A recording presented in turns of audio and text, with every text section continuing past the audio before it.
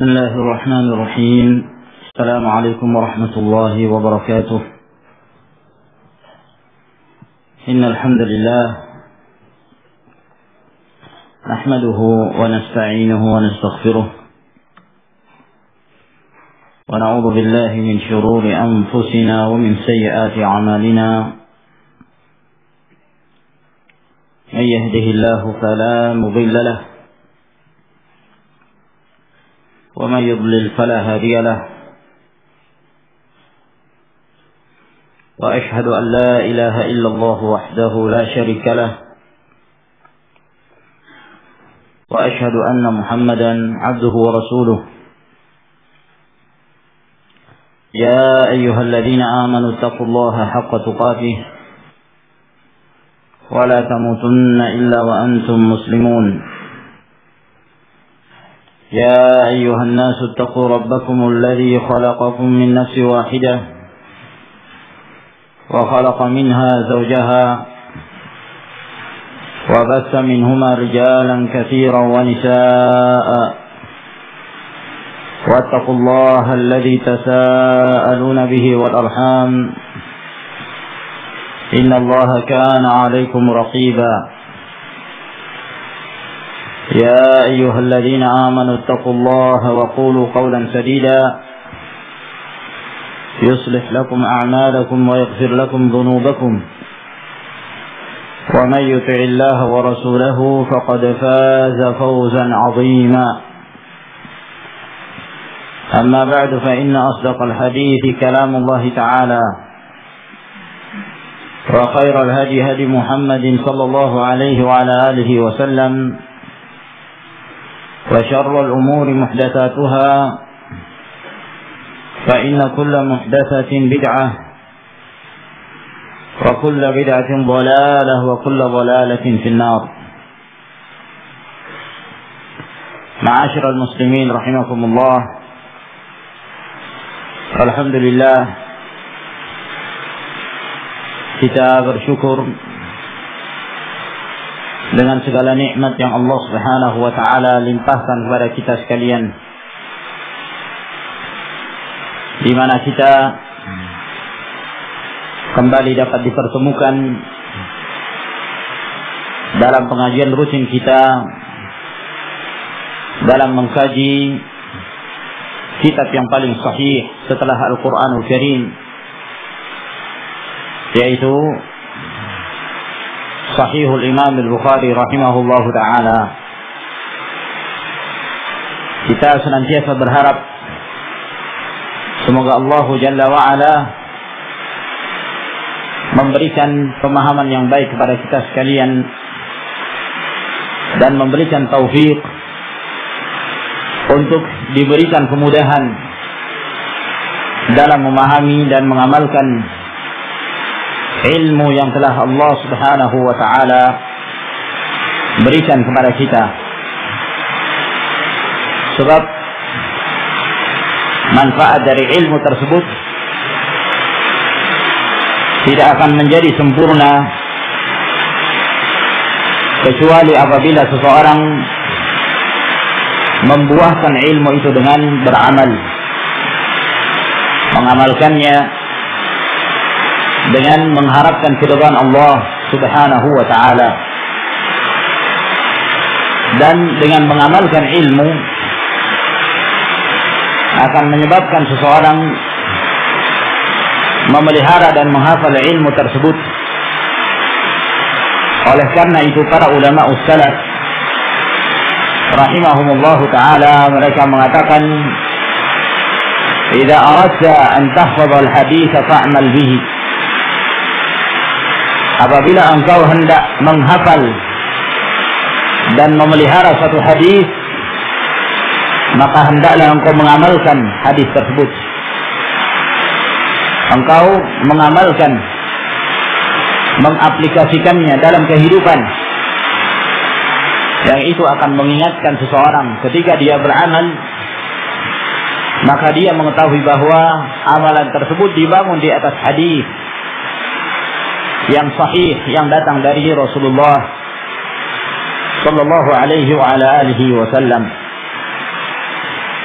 Ma'asyiral muslimin rahimakumullah, kita melanjutkan kembali pelajaran kita dari Sahihul Imam Al-Bukhari rahimahullahu taala, di mana kita masih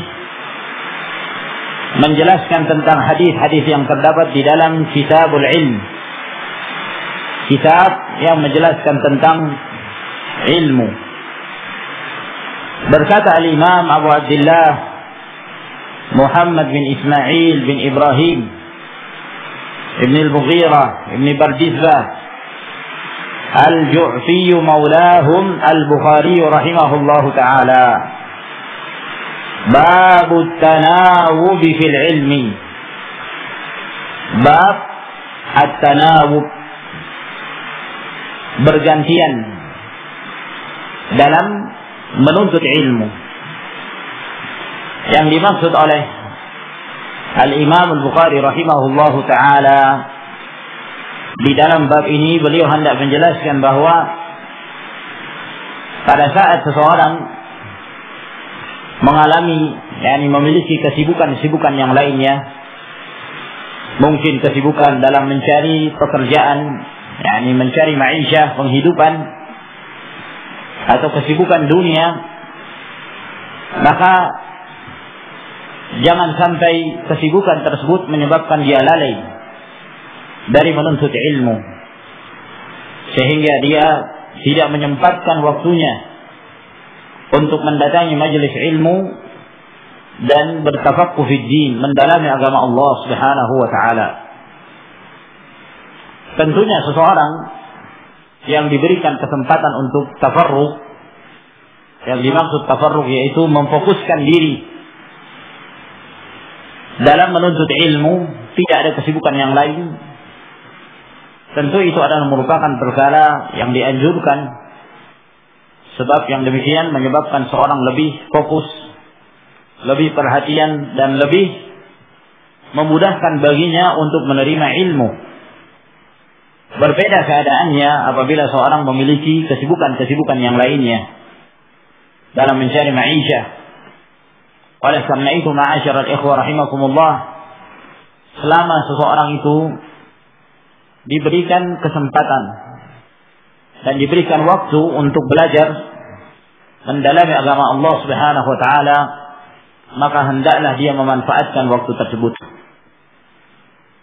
Ketika seorang masih bujang, tentu masih memiliki waktu yang lebih banyak dibandingkan seorang kalau dia telah menempuh jenjang untuk berumah tangga, telah memiliki keluarga. Seorang ketika masih bujang, dia tidak mengurus kecuali dirinya sendiri. Maka ketika seseorang memfokuskan dirinya dalam thalabul ilm, yang demikian tentu sangat dianjurkan. Namun terkadang tidak semua orang demikian keadaannya.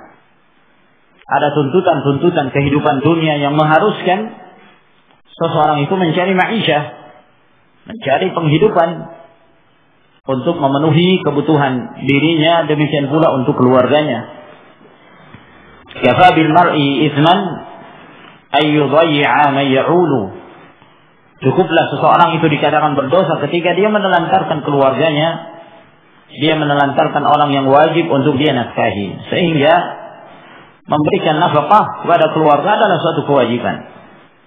Sehingga terkadang dengan tuntutan seperti ini menyebabkan seorang kemudian mencari penghidupan yang memungkinkan mereka mendapatkan cara yang halal, yang diridai Allah Subhanahu wa taala. Maka hal yang demikian tidak terlarang. Silakan mencari penghidupan. Namun jangan sampai seseorang ketika dia menyibukkan diri dalam mencari ma'isyah menyebabkan dia melupakan yang namanya thalabul ilm, lupa dengan menuntut ilmu, lupa dengan majelis ilmu, lupa dengan belajar, mempelajari agama Allah Subhanahu wa taala. Apabila demikian keadaan seorang sibuk dengan dunia dan tidak lagi memperhatikan agamanya dan tidak mempelajarinya, maka ini adalah tanda dhaya', kelalaian, dan seseorang menelantarkan dirinya sendiri. Oleh karena itu para sahabat ridwanullahi alaihim ajma'in, di antara mereka ada yang masih punya kesempatan untuk tafarruh, memfokuskan dirinya dalam menuntut ilmu, sehingga mereka diberikan kebaikan yang banyak. Di antara mereka Abu Hurairah radhiyallahu taala anhu, sehingga beliau mendapatkan ilmu yang lebih dibandingkan para sahabat yang lainnya. Beliau mendengarkan sekian banyak hadis yang tidak didengarkan oleh para sahabat yang lain. Hal ini disebabkan karena Abu Hurairah radhiyallahu taala anhu yang pada waktu itu masih bujang, wa kana min ahli suffah, beliau termasuk dari kalangan ahli suffah yang tinggal di masjid Nabi sallallahu alaihi wasallam, yang mana beliau memfokuskan dirinya untuk mengambil ilmu dari Rasulullah sallallahu alaihi wasallam, sehingga beliau mendengarkan yang tidak didengarkan oleh para sahabat yang lain, baik dari kalangan muhajirin maupun dari kalangan al-ansar. Kaum muhajirin yang mereka sibuk dengan perdagangan mereka, kaum ansar yang tersibukkan dengan sawah ladang mereka, sementara Abu Hurairah radhiyallahu taala anhu rela untuk berlapar-lapar diri demi untuk mendapatkan ilmu dari Nabi sallallahu alaihi wasallam. Sehingga kebersamaan Abu Hurairah bersama Rasulullah alaihi salatu wassalam yang sangat singkat sekali, kurang lebih 3 sampai 4 tahun, namun beliau mendapatkan kebaikan yang banyak, mendapatkan ilmu yang sangat banyak dari Nabi sallallahu alaihi wasallam, sehingga wajar apabila beliau menjadi sahabat yang paling banyak dalam meriwayatkan hadis-hadis dari Rasulullah sallallahu alaihi wasallam.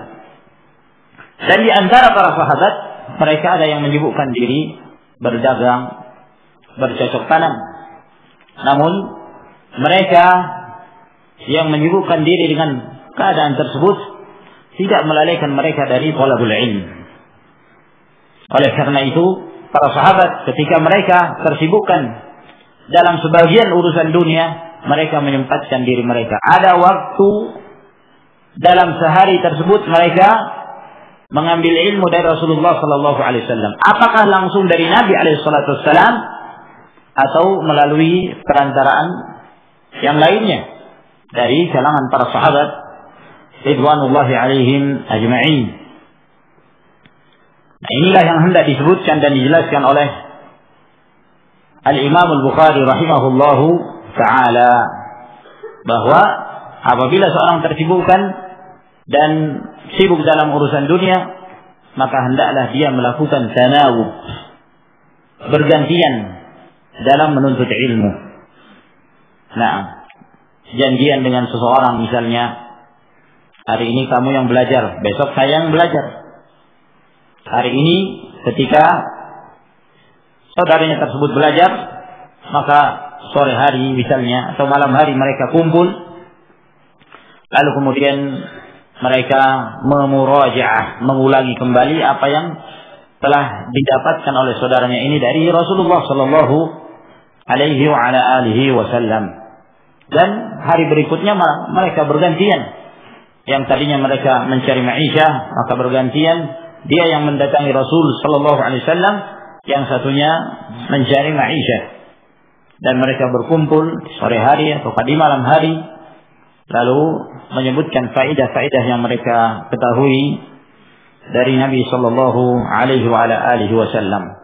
Ini adalah perkara yang dianjurkan, agar kemudian waktu-waktu seorang itu tidak pergi begitu saja tanpa ada faedah yang didapatkan oleh seorang, sebab ilmu itu adalah barakah. Dan apabila seseorang memiliki ilmu, maka itu adalah merupakan tanda bahwa Allah Subhanahu wa taala mengangkat derajatnya. Na'am, yarfa'illahu alladhina amanu minkum walladhina utul ilma darajat. Allah Subhanahu wa taala mengangkat derajat orang-orang yang beriman dan berilmu.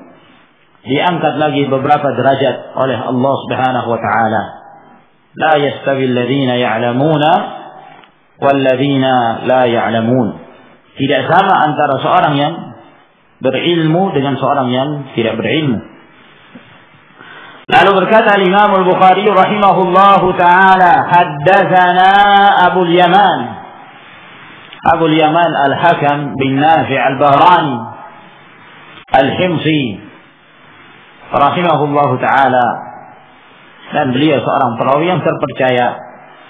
Qala akhbarana Syu'aib, beliau berkata telah memberitakan kepada kami Syu'aib bin Abi Hamzah Dinar Al-Himsi.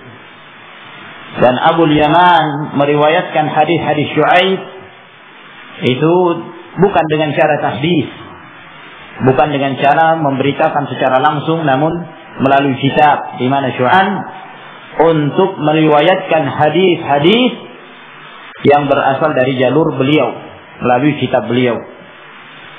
Hadis Zuhri, dari Az-Zuhri Muhammad bin Muslim bin Ubaidillah Ibni Abdillah Ibni Syihab Abu Bakar Az-Zuhri Al-Madani rahimahullahu ta'ala. Dan ketiga perawi ini, baik Abu Yaman maupun Syu'aib, demikian pula Az-Zuhri, termasuk di antara perawi-perawi dari Al-Kutubus Sittah, dari kitab yang 6, yaitu Sahihul Bukhari, Sahih Muslim, dan 4 kitab sunan, Jami'ut Tirmidzi, Sunan Abi Dawud, An-Nasa'i, dan Ibnu Majah. Kalau kita mendapatkan sanad di dalam Sahihul Bukhari atau Sahih Muslim atau kitab-kitab yang lainnya, di situ ada rumus maka yang dimaksud adalah tahwil, yakni dimulai dari pertama kembali, pemindahan sanad. Ada yang mengatakan itu artinya tahwil, yakni pemindahan sanad, sehingga setelah itu adalah sanad yang baru. Ada pula yang menyebutkan bahwa itu artinya al-ha'ilu bainal isnadain, pembatas antara dua sanad, pembatas antara dua sanad. Sehingga apabila disebutkan maka setelah itu adalah sanad yang baru, mulai dari pertama lagi, dari Al-Imam Al-Bukhari, atau Al-Imam Muslim. Dan ini banyak sekali kita bisa mendapatkannya dalam kitab-kitab hadis, lebih terkhusus dalam Sahih Al-Imam Muslim rahimahullah ta'ala. Sebab terkadang Al-Imam Muslim menyebutkan satu hadis, beliau menyebutkan sekian sanad, beberapa sanad, sehingga sering terjadi pengulangan sanad. Itu tertulis kadang-kadang beberapa kali. Qala Abu Abdillah, berkata Abu Abdillah, yang dimaksud Abu Abdillah di sini adalah Al-Imam Al-Bukhari. Ya, jadi sebagaimana yang kita sebutkan bahwa setelah itu diulangi kembali dari awal, dari Al-Imam Al-Bukhari rahimahullah. Wa qala Ibn Wahb, berkata Ibn Wahab, Abdullah bin Wahab Abu Muhammad Al-Misri, yang mendapatkan julukan Diwanul Ilm. Yunus an Ibn Shihab, Yunus bin Yazid Al-Aili, dari Ibn Shihab. Ibn Shihab adalah Az-Zuhri itu sendiri, Az-Zuhri Muhammad bin Muslim. An Ubaidillah bin Abdillah bin Abi Thawr, dari Ubaidullah bin Abdillah bin Abi Thawr, beliau berasal dari Makkah, dari keturunan Quraisy Naufali. Beliau juga termasuk perawi yang thiqah. An Abdullah bin Abbas, dari Abdullah bin Abbas radhiyallahu taala anhuma, sahabiyun jalil, di antara sahabat Nabi sallallahu alaihi wa ala alihi wasallam yang banyak mengambil ilmu dari Nabi alaihi salatu wassalam. Terkhusus dalam ilmu tafsir, beliau terkenal sebagai rujukan. Hampir setiap ayat yang terdapat dalam Al-Quran Karim, melainkan di sana terdapat tafsir dari Al-Imam Ibn Abbas radhiyallahu ta'ala anhuma.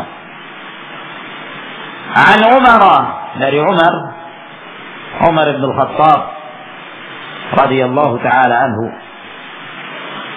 Amirul Mu'minin, Al-Khalifatul Tsani, khalifah yang kedua setelah Abu Bakar As-Siddiq radhiyallahu ta'ala anhu. Qala, berkata Umar bin Al-Khattab radhiyallahu anhu, kuntu ana wa jarun li min al-ansar fi Bani Umayyah bin Zaid wa hiya min awali al-Madinah. Kata Umar, aku bersama dengan seorang tetanggaku dari kalangan Al-Ansar. Umar bin Khattab dari kalangan Muhajirin Quraisy. Yang bersama beliau adalah tetangga beliau yang berasal dari kalangan Al-Ansar.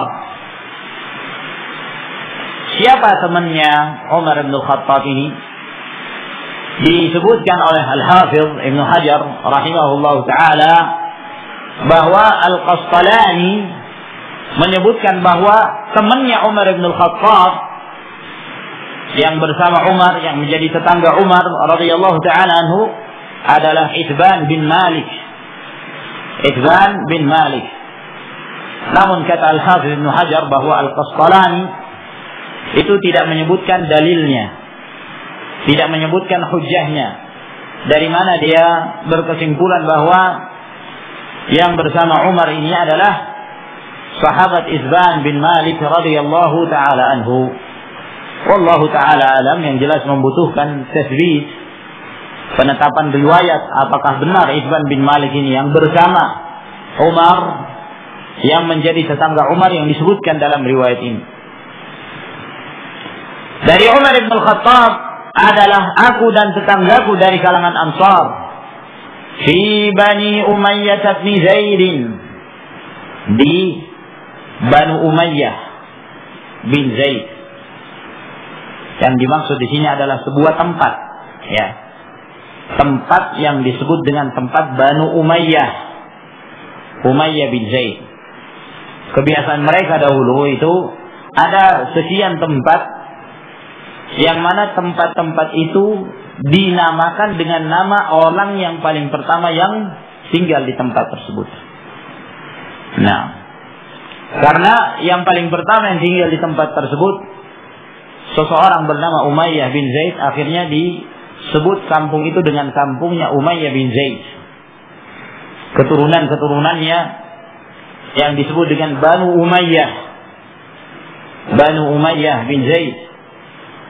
Nah, kata Umar, aku bersama dengan tetanggaku dari kalangan Ansar itu tinggal di tempat yang disebut dengan Banu Umayyah bin Zaid. Wahia di daerah Al-Awali yang ada di Madinah. Ya, jadi di Madinah itu ada Al-Awali. Mungkin disebut Al-Awali karena tempatnya lebih tinggi, di ketinggian. Nah, wa kunna natanawabu an-nuzula ala Rasulillah sallallahu alaihi wa ala alihi wasallam. Dan adalah kami itu bergantian untuk turun bertemu dengan Rasulullah sallallahu alaihi wa ala alihi wasallam. Yanzilu yawman wa anzilu yawma. Di mana orang Ansar ini dalam satu hari dan hari yang berikutnya saya yang turun, dan begitulah silih berganti antara Umar dan orang Ansar ini untuk datang kepada Rasulullah sallallahu alaihi wasallam, untuk menimba ilmu dari Nabi alaihi salatu wassalam. Fa idza nazaltu ji'tuhu bi khabari dzalika al-yawm min al-wahyi wa ghairi. Maka apabila aku yang turun, kata Umar, maka aku yang datang untuk mengabarkan berita pada hari itu, apakah ada wahyu atau berita-berita yang lainnya yang beliau ketahui dari Nabi sallallahu alaihi wa ala alihi wasallam. Wa idza nazala fa'ala mithla dzalik. Dan apabila orang Ansar tersebut yang turun datang kepada Rasulullah alaihi salatu wasallam, beliau melakukan hal yang semisalnya. Maka di dalam hadis ini menjelaskan kepada kita anjuran untuk talabul ilm, dan tidak menyebabkan seorang itu lalai dari menuntut ilmu karena tuntutan kehidupan. Nah, sebab ilmu itu ma'asyiral muslimin rahimakumullah lebih dibutuhkan oleh setiap insan daripada al-ma'isha, dari penghidupan dunia, daripada harta, dari makanan dan minuman. Ilmu itu sangat dibutuhkan dalam setiap saat. Setiap keadaan seorang sangat membutuhkan ilmu. Oleh karena itu, apabila seorang tidak memanfaatkan waktunya untuk talabul ilm, maka itu berarti dia telah menelantarkan dirinya. Dia telah menyia-nyiakan waktunya. Sebab dengan ilmu seorang menjadi mulia. Seseorang ketika dia meninggal dalam keadaan dia memiliki ilmu, lalu kemudian ilmu itu dia ajarkan kepada yang lainnya, dan banyak dari mereka yang mendapatkan faedah ilmu dari orang tersebut, dia meninggal, namun pada hakikatnya dia senantiasa mendapatkan pujian. Nah, ilmunya tetap hidup di dalam hati-hati kaum muslimin. Oleh karena itu diriwayatkan dari Ali bin Abi Thalib radhiyallahu taala anhu, kata beliau radhiyallahu anhu, al-ulama baqun ma baqiya ad-dahru, a'yanuhum mafqudah wa ulumuhum fil qulubi mawjudah. Bahwa para ulama mereka tetap ada. Nah, selama masa ini ada.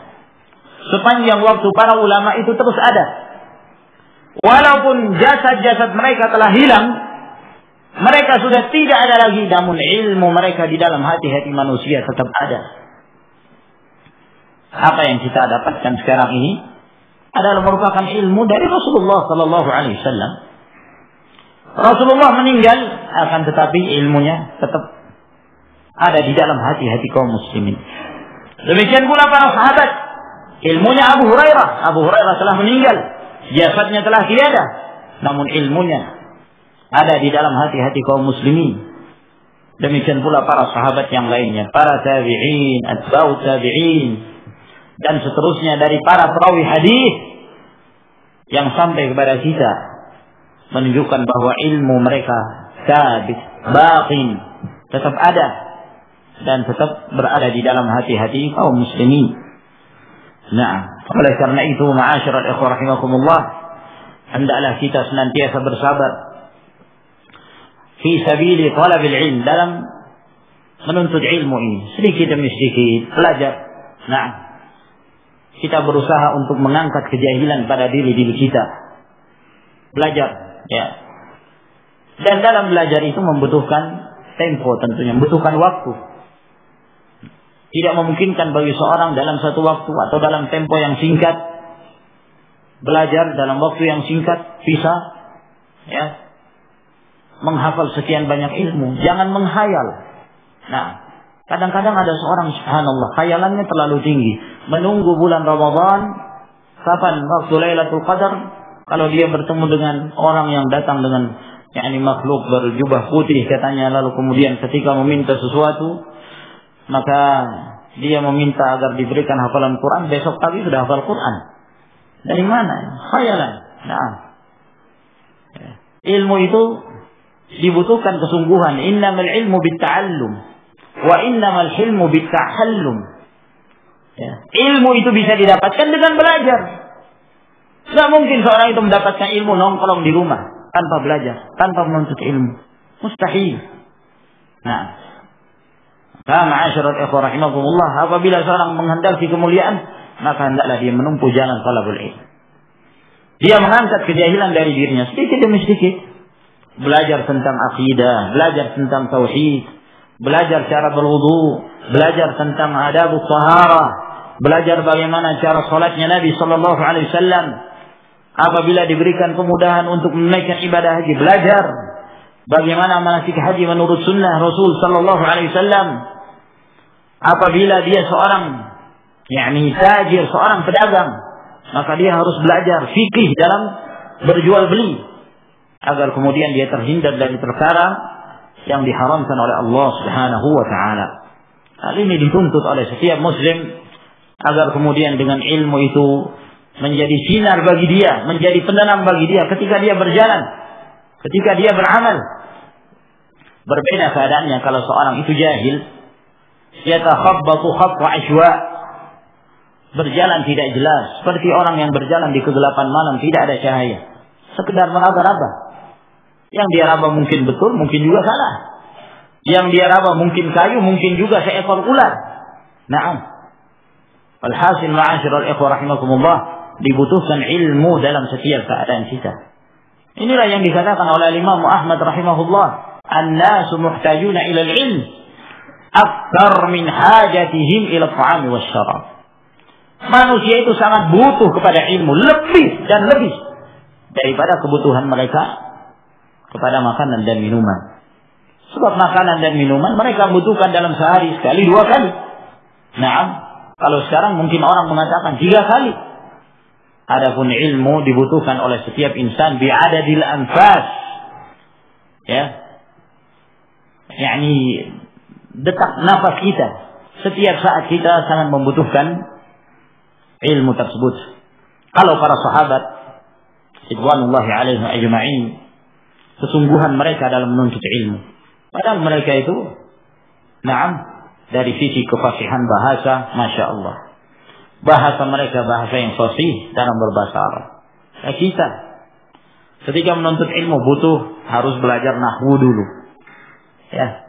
belajar lughah, belajar sharaf sebagai muqaddimah, pembukaan untuk mempelajari ilmu-ilmu yang lainnya. Sehingga proses dalam menuntut ilmu itu harus lebih serius, harus lebih semangat dibandingkan para sahabat. Namun sekali lagi ma'asyiral ikhwah rahimakumullah, bukan berarti seorang harus meninggalkan untuk mencari ma'isyah. Silakan cari ma'isyah yang dihalalkan oleh Allah Subhanahu wa taala, namun jangan sampai seseorang itu lalai dari thalabul ilm. Manfaatkan waktu-waktu kita selama Allah Subhanahu wa taala masih memberikan pada kita kesehatan, masih memberikan pada kita kesempatan untuk datang ke majelis ilmu, maka hendaklah kita memanfaatkannya. Maka kata Umar bin Khattab radhiyallahu taala anhu, maka apabila orang Ansar tersebut yang menjadi gilirannya untuk datang kepada Rasulullah sallallahu alaihi wasallam, maka beliau melakukan seperti apa yang aku kerjakan. Maka di dalam hadis ini juga menjelaskan kepada kita murajaah, pentingnya murajaatul ilm. Mengulang-ulangi ilmu. Karena mereka ketika bertemu di sore hari berarti mereka mengulangi ilmu tersebut. Mengulangi ilmu. Bisa dengan cara, berbagai macam cara. Pulang dari majelis, datang ke rumah. Walaupun di hadapan istri. Walaupun di hadapan anak-anak. Kita ajarkan, kita sampaikan kepada mereka. Berarti kita telah melakukan murajaah itu. Dan ini adalah merupakan sunnahnya para sahabat ridwanullahi alaihim ajma'in. Sebab dengan murajaah menyebabkan seorang itu semakin menghafal, menguatkan apa yang telah dia dapatkan dari ilmu tersebut. Dan dari at-tanawub ini juga tentu dibutuhkan seseorang itu benar-benar dia itqan di dalam pengambilan ilmu. Kalau kita melihat kondisi para sahabat, tentu dari sisi hafalan mereka kuat. Jarang di antara mereka itu yang mampu menulis. Jarang. Yang bisa menulis dan membaca dari kalangan para sahabat itu sedikit. Bisa dihitung jari. Sebab secara umum kata Nabi SAW, "Inna ummatun ummiyah." Kami ini adalah umat yang memang tidak bisa membaca dan tidak bisa menulis. Di antara para sahabat ada segelintir seperti Abdullah bin Amr bin al-As radhiyallahu taala anhu. Namun secara umum mereka tidak. Sehingga ketika mereka bergantian dalam menuntut ilmu untuk mendatangi Rasulullah sallallahu alaihi wasallam, mereka lebih mengutamakan hafalan, al-hafizah. Hafalan mereka.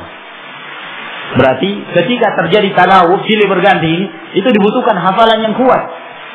Yang ini datang kepada Rasulullah sallallahu alaihi wasallam, lalu dia menghafal apa yang dia dengarkan dari Rasulullah. Sore hari bertemu dengan Umar, mereka murajaah, ini harus menghafal.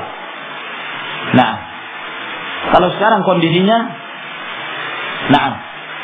kata Syekh Muhammad bin Shalih Al-Utsaimin rahimahullah, adapun pada masa kita sekarang ini fal hafizatu dha'ifah.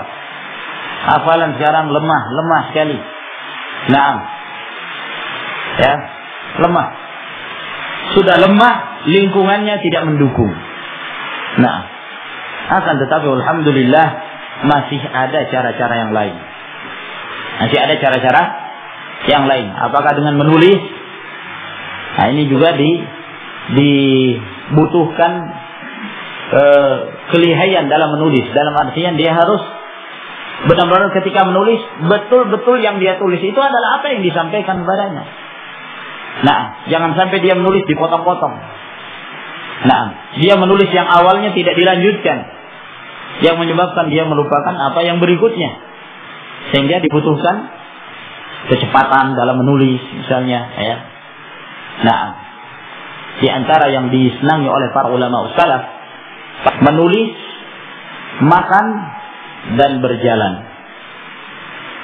Menulis dibutuhkan kecepatan supaya ketika seorang muhaddits menyampaikan hadis, dia cepat dalam menulis. Jadi ini suatu kelebihan tersendiri. Makan juga, makan cukup, tujuannya untuk mengisi perut. Nah, tidak seperti sebagian mereka, makan sampai berjam-jam.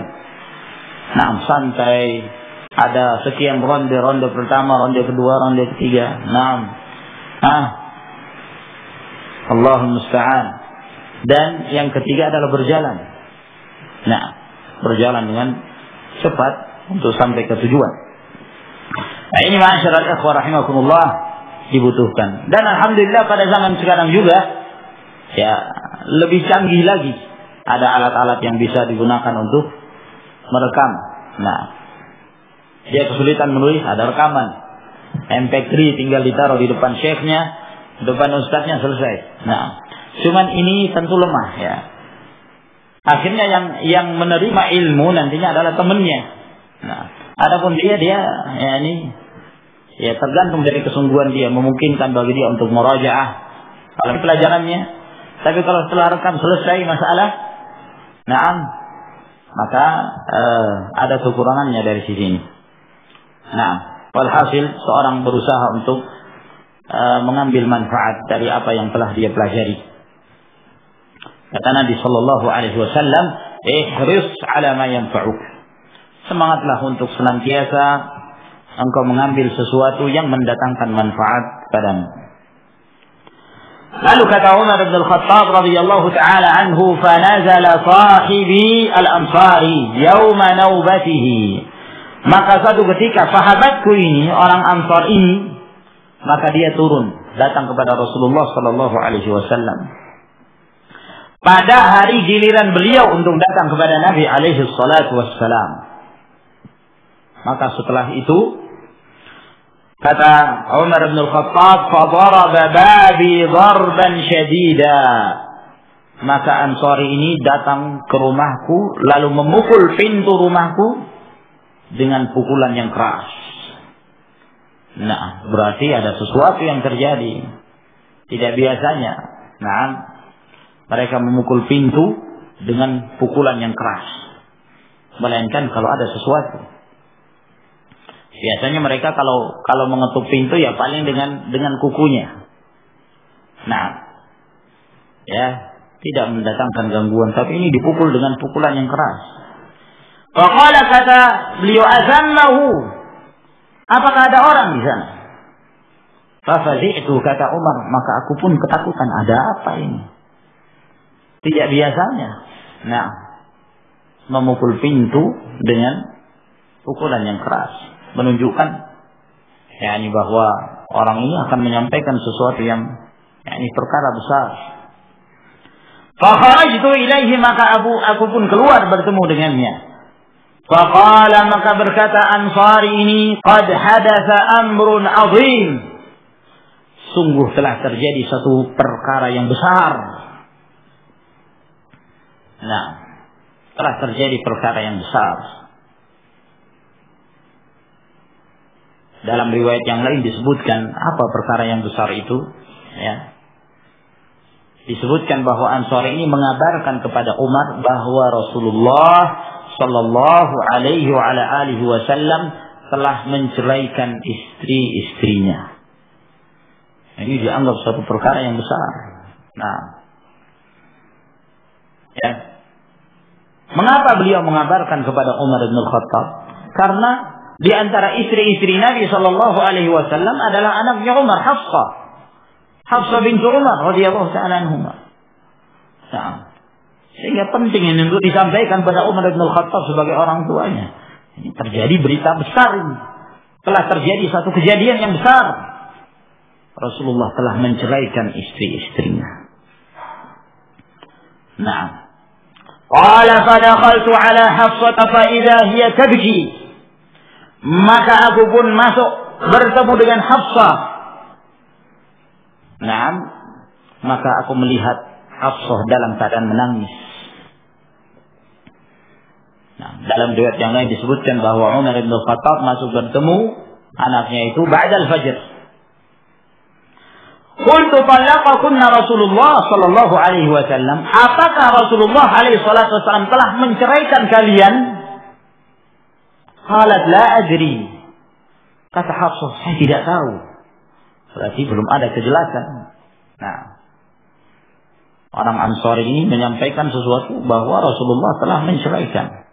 Istrinya sendiri belum tahu, ya, apakah Rasulullah sallallahu alaihi wasallam benar menceraikan. Thumma dakhaltu 'ala an-nabi sallallahu alaihi wasallam faqultu wa ana qa'im, kemudian aku memasuki tempat Nabi sallallahu alaihi wasallam, lalu aku pun bertanya dalam keadaan aku berdiri, atallaqta nisa'ak, apakah engkau telah menceraikan istri-istrimu? Qala la. Kata Rasulullah, tidak. Faqultu Allahu Akbar. Nah, maka kata Umar bin Khattab, Allahu Akbar. Nah, maka ini hadis yang disebutkan oleh Al-Imam Al-Bukhari rahimahullahu ta'ala. Maka di dalam hadis ini kita mendapatkan beberapa faedah. Sebagiannya telah kita sebutkan. Di antara faedah hadis ini adalah anjuran untuk menuntut ilmu, memanfaatkan waktu kita, apalagi seorang ketika masih diberikan kekuatan dan kepemudaan, maka hendaklah dia manfaatkan waktunya untuk menuntut ilmu. Dan di dalam hadis ini juga menjelaskan kepada kita anjuran untuk ta'awun. At-ta'awun 'alal birri wa taqwa. Saling tolong menolong di atas perbuatan kebaikan dan ketakwaan pada Allah Subhanahu wa taala. Lihat bagaimana para sahabat ta'awunnya mereka. Nah, bekerja sama. Nah, ya, baik dalam urusan din, dalam perkara agama maupun dalam urusan dunia. Nah, para sahabat mereka senantiasa ta'awun dalam perkara ini. Termasuk di antaranya adalah ta'awun dalam talabul ilm, dalam menuntut ilmu. Dibutuhkan ada kerjasama, dibutuhkan ada saling membantu dan menolong, karena kita hidup sosial, kita hidup bermasyarakat. Kita tidak mungkin hidup sendiri tanpa bantuan orang lain. Oleh karena itu di antara hikmah Allah Subhanahu wa taala menjadikan di antara makhluknya ada yang kuat, ada yang lemah, agar yang kuat menolong yang lemah. Ada yang miskin, ada yang kaya. Gimana kalau semua orang kaya, nggak ada yang mau jadi pembantu? Nah, alhamdulillah ada yang miskin dijadikan sebagai khadim, sebagai pelayan atau yang semisalnya. Nah, demikian pula dalam perkara-perkara yang lainnya dibutuhkan ta'awun dengan cara yang rifq, yang lembut, ya, tidak dengan sesuatu yang syiddah terhadap ikhwan, syiddah terhadap saudaranya. Dibutuhkan ta'awun. Dan yang namanya manusia, kadang-kadang seorang itu terjatuh dalam kesalahan. Nah, namun hendaklah kita berusaha memperbaiki kesalahan itu dengan cara yang terbaik, bukan dengan cara menjatuhkan. Nah, dengan cara yang baik, dengan lemah lembut, dengan cara yang hikmah, agar kemudian yang terjadi adalah saling ta'awun dan tidak menyebabkan terjadi tanafur wa tabaghud, saling membenci antara satu dengan yang lainnya. Demikian pula dalam perkara talabul ilm, dibutuhkan ta'awun. Jangan seorang itu merasa bakhil, menjadi bakhil terhadap saudaranya. Dia punya ilmu, ya. Dia merasa bahwa ilmu ini adalah sesuatu yang mungkin tidak dimiliki oleh yang lain. Tidak mau disampaikan kepada yang lain. Subhanallah. Dia merasa dengan itu punya keistimewaan tersendiri, sehingga dia tidak ingin menyampaikan pada orang. Sampaikan ya akhi. sampaikan, man su'ila an ilmin fakatamahu uljima yaumal qiyamah bilijami minan nar. Barang siapa yang ditanya tentang satu ilmu lalu dia sembunyikan padahal dia tahu, maka dia akan dikekang pada hari kiamat nanti dengan kekangan dari api neraka. Wa'iyadzubillah. Nah, sampaikan apa yang kita ketahui dari ilmu tersebut. Dan juga di dalam hadis ini kita mendapatkan faedah dibolehkannya bertakbir, ya, bertakbir terhadap sesuatu yang menggembirakan atau sesuatu yang tidak menggembirakan. Nah, boleh seorang itu bertakbir, ada sesuatu yang menakjubkan maka dia bertakbir. Seperti ini takbirnya Umar bin Khattab menunjukkan bahwa beliau gembira kan. Setelah beliau mengetahui bahwa ternyata Rasulullah Shallallahu Alaihi Wasallam tidak mencet. Nah, hanya saja pada waktu itu Rasulullah Alaihi Wasallam melakukan ila. Ya. Yang dimaksud al-ila itu adalah bersumpah untuk tidak bersetubuh dengan istrinya, tidak berjima dengan istrinya. Nah, dan itu dilakukan oleh Nabi Shallallahu Alaihi Wasallam, bahwa Rasulullah Alaihi Wasallam pada saat itu bersumpah untuk tidak mendatangi istrinya selama sebulan. Nah, ada sebagian menyangka bahwa itu adalah talaq, padahal itu bukan perceraian, itu adalah ila. Nah, dan hukumnya disebutkan oleh Allah Subhanahu Wa Taala, lilladzina yu'luna min nisa'ihim tarabbusu 4 ashhur. Nah, bagi orang-orang yang mereka melakukan ila terhadap istri-istrinya, maka dia menunggu 4 bulan. Dia menunggu selama 4 bulan. Fa in fa'u fa innallaha ghafurur rahim. Wa in azamu at-talaqa fa innallaha samiun 'alim. Nah, apabila mereka kembali, ya, maka Allah Subhanahu wa taala Maha Pengampun. Kalau mereka berkenan untuk menceraikannya, Allah Subhanahu wa taala Samiun 'Alim. Artinya bahwa al-ila itu masa penantian akhir sampai 4 bulan, tidak boleh lebih dari itu. Nah, maka Rasulullah Shallallahu Alaihi Wasallam pada waktu itu melakukan ila selama sebulan. Nah, sebahagian sahabat menyangka bahwa itu adalah talaq, sehingga Ansari ini ketika datang kepada Umar bin Khattab menyampaikan berita kepada Umar bin Khattab bahwa Rasulullah Alaihi Wasallam telah menceraikan istri-istrinya. Nah, lalu kemudian Umar ingin mengecek riwayat tersebut dan dia langsung datang kepada anaknya Hafsah, sementara Hafsah sendiri tidak mengetahui, karena tidak ada kejelasan, tidak ada ucapan talaq dari Nabi Sallallahu Alaihi Wasallam. Nah, yang ada bahwa Rasulullah Alaihi Wasallam melakukan ila, sehingga ketika Umar bertemu Rasulullah dan beliau langsung bertanya kepada Nabi Alaihi Wasallam, "Atallaqta nisa'ak?" Maka Rasulullah Sallallahu Alaihi Wasallam mengatakan, "La, tidak. Saya tidak menceraikan, tapi melakukan al-ila." Maka Umar bin Khattab pun bertakbir, menunjukkan apa? Tanda gembira. Ternyata anaknya tidak diceraikan.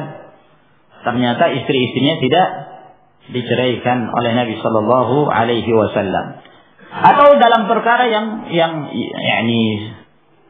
kejelekan juga dibolehkan seorang itu bertakbir, sebagaimana takbirnya Nabi Sallallahu Alaihi Wasallam dalam peristiwa berangkatnya kaum muslimin menuju perang Hunain. Nah, hadis Abi Waqid masyhur, ketika mereka hendak berangkat dan kebanyakan mereka itu baru masuk Islam. Lalu kemudian mereka melihat ada pohon. Lalu kemudian mereka meminta kepada Rasulullah sallallahu alaihi wasallam, "Ij'al lana dzata anwat kama lahum dzatu anwat." Buatkan bagi kami ada pohon yang dengannya kami menggantungkan senjata kami untuk mendapatkan berkah. Sebagaimana orang-orang musyrikin, mereka ada pohon-pohon berkah. Sebelum perang, mereka menggantungkan senjata mereka di pohon tersebut supaya dapat berkah. Nah, maka ini diingkari oleh Nabi Sallallahu Alaihi Wasallam dan beliau mengatakan Allahu Akbar. Beliau bertakbir, menunjukkan bahwa diperbolehkan seorang bertakbir dalam perkara yang menakjubkan atau dalam perkara-perkara yang dia melihat bahwa itu adalah kejelekan. Maka ini ma'asyiral ikhwah rahimakumullah yang bisa kita sampaikan pada pertemuan kita di malam hari ini. Semoga Allah Subhanahu wa taala memberikan manfaat dari apa yang telah kita pelajari. Dan dalam rangka untuk mengamalkan firman Allah Subhanahu wa taala, wa amma bi ni'mati rabbika fahaddits. Adapun nikmat Rabbmu maka beritakanlah. Ana ingin menyampaikan pada ikhwah sekalian tentang sedikit atau sekilas perjalanan berangkat umrah dan perjalanan menuju Yaman, bahwa alhamdulillah Allah Subhanahu wa taala memberikan kebaikan yang banyak dari perjalanan tersebut, dan banyak fawaid dan pelajaran-pelajaran yang bisa kita ambil dari rihlah tersebut. Tentunya di antara yang terbesar dari itu adalah menunaikan umrah. Sebab al-umrah merupakan satu amalan yang wajib sebagaimana wajibnya amalan haji. Sebagaimana dijelaskan oleh para ulama, bagi seorang yang belum diberikan kesempatan untuk menunaikan haji, maka kalau dia mampu untuk melakukan umrah, satu kewajiban bagi dia untuk melakukan umrah. Dan keutamaan-keutamaannya juga sangat banyak disebutkan oleh Nabi sallallahu alaihi wasallam. Termasuk di antara keutamaan itu bahwa al-umrah mukaffiratun lidzunub, penghapus dosa. Dalam hadis yang diriwayatkan oleh Bukhari dan Muslim dari Abu Hurairah, kata Nabi sallallahu alaihi wasallam, al-umratu ila al-umrah kaffaratun lima bainahuma wal hajjul mabrur laysa lahu jazaa'un illa al-jannah. Bahwa antara satu umrah yang berikutnya itu adalah merupakan penghapus dosa, dan haji yang mabrur tidak ada balasan kecuali surga Allah Subhanahu wa taala. Dan dalam riwayat An-Nasa'i, Ibn Hibban wal Hakim dari hadis Abu Hurairah, kata Nabi sallallahu alaihi wasallam, wafdullah thalatha, tamu Allah itu ada tiga, al-ghazi wal haji wal mu'tamir, orang yang berjihad, orang yang menunaikan haji, dan orang yang menunaikan umrah. Dan dalam riwayat An-Nasa'i dari hadis Ibn Abbas radhiyallahu anhuma, juga Nabi sallallahu alaihi wasallam mengatakan, tabi'u bainal haji wal umrah fa innahuma yanfiyanil faqra wal dhunub kama yanfil kiru khabath al hadid. Hendaklah kalian menyertai haji dan umrah dengan yang berikutnya, karena sesungguhnya kedua amalan tersebut menghapuskan kemiskinan dan dosa, sebagaimana las tersebut, yakni las yang dapat menghilangkan kotoran-kotoran pada besi. Dan banyak lagi hadis-hadis yang lainnya yang menjelaskan tentang keutamaan umrah. Dan dari rihlah tersebut, alhamdulillah, kita diberikan kemudahan untuk bertemu dengan para ulama, khususnya yang ada di Al-Madinatul Nabawiyah, dan memberikan taujihat yang bermanfaat baik dalam masalah-masalah ilmiah, demikian pula dalam urusan dakwah. Demikian pula kita sempat berziarah ke Yaman selama sepekan dan berkunjung ke beberapa marakiz ilmiah, markaz-markaz Ahlus Sunnah, seperti di Jami'ul Khair yang ada di Sana'a, dan di Ma'bar yang merupakan markas yang mengajar di sana adalah Syekh Muhammad bin Abdullah Imam. Demikian pula di Aden atau di Fuyush Syekh Abdul Rahman Al-Adani, dan di Syihr Hadramaut Syekh Abdullah bin Umar Al-Mar'i. Alhamdulillah, kita juga banyak mendapatkan fawaid di sana tentang masalah dakwah, dan diberikan kesempatan bertemu dengan para ikhwan, dan kita melihat semangat mereka dalam thalabul ilm. Subhanallah, kita melihat ikhwan di sana ada yang fokus belajar, ada pula di antara mereka yang telah berkeluarga yang mencari ma'isyah, akan tetapi itu tidak menghalangi mereka untuk tetap menuntut ilmu. Bahkan di antara mereka ada yang berkeluarga namun setiap harinya mereka tetap semangat dalam menuntut ilmu. Di antara mereka ada yang sudah mengajar. Ada waktu-waktu tertentu yang mereka gunakan untuk mencari ma'isyah. namun mereka benar-benar sangat memperhatikan tentang permasalahan ilmu tersebut, sehingga ziarah kita ke tempat-tempat tersebut benar-benar memberikan satu spirit semangat pada diri kita untuk senantiasa semangat dalam menimba ilmu, mempelajari agama Allah Subhanahu wa taala. Dan bagi siapa yang berkesempatan untuk mengunjungi para ikhwan, para masyayikh, maka insyaallah taala dia akan mendapatkan fawaid yang sangat banyak sekali dengan ziarah ke tempat-tempat tersebut. Saya kira sampai di sini ma'asyiral ikhwah rahimakumullah yang bisa ana sampaikan. Semoga Allah Subhanahu wa taala memberikan manfaat dari apa yang telah kita pelajari, dan ana mohon maaf karena pelajaran ba'da isya insyaallah taala kita mulai pada pertemuan yang akan datang, yakni pada pekan depan insyaallah. Wallahu taala a'lamu bis-shawab wa akhiru da'wana alhamdulillahi rabbil alamin. Wassalamu alaikum warahmatullahi wabarakatuh.